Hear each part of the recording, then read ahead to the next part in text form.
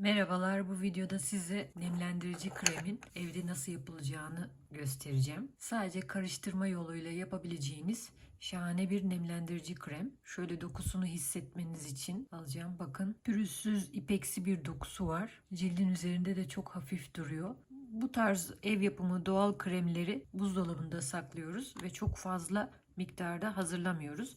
Fazla bekletmeden tüketiyoruz. Kullandığımız 3 tane doğal malzeme olacak.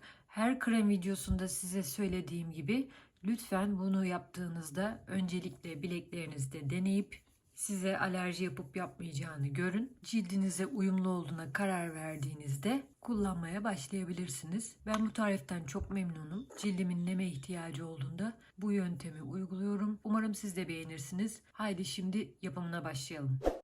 Hassas terazimiz üzerinde 20 gram Hindistan cevizi yağımızı tartarak başlayalım. Evinde terazisi olmayanlar için bir dolu yemek kaşığı Hindistan cevizi yağı yaklaşık 20 gram gelecektir. Yağımızı sıcak su banyosunda kısık ateşte eritelim.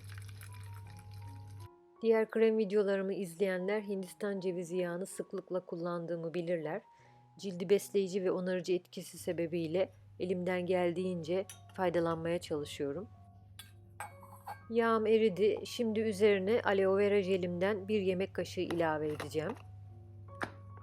Aloe vera içerisinde A, C ve E vitaminleri içeren şahane bir bitki. Cildi canlandırma ve nemlendirme özelliği var.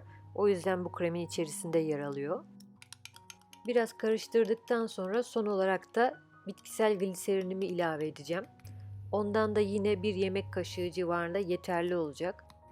Bitkisel gliserini cildimi ekstra nemlendirmesi ve su dengesini koruması için, ayrıca yumuşak ve pürüzsüz bir görünüm sağlamaya da katkısı olması için ilave ediyorum. Tek tek her malzemeyi ilave ettiğimde sebebini ve neden ilave ettiğimi, hangi özelliklerinden faydalanmak istediğimi açıklıyorum ki siz de kendinize özel krem tarifleri yapmak isterseniz size faydası olsun.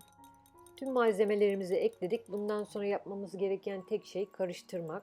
Karışım tamamen oda sıcaklığına gelene kadar ve istediğim kremsi kıvamı alana kadar 5'er dakikada bir gidip gelip bu şekilde karıştıracağım. Biz karıştırmaya devam ettikçe o kendi halinde soğuyacak. Soğudukça kıvamı artacak. Akışkanlığını kaybedip artık yavaş yavaş krem haline gelmeye başlayacak.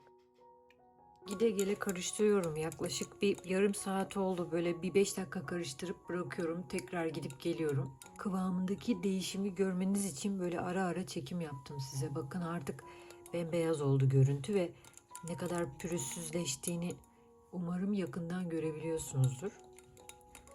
Karıştırması da biraz zorlaştı kıvamı arttığı için. Bir süre daha böyle karıştırıp pürüzsüz bir krem kıvamına gelmesini istiyorum. En sonunda şu krem kıvamını elde ettik. Bunu artık daha evvelden sterilize ettiğim cam kavanozun içerisine aktarabilirim.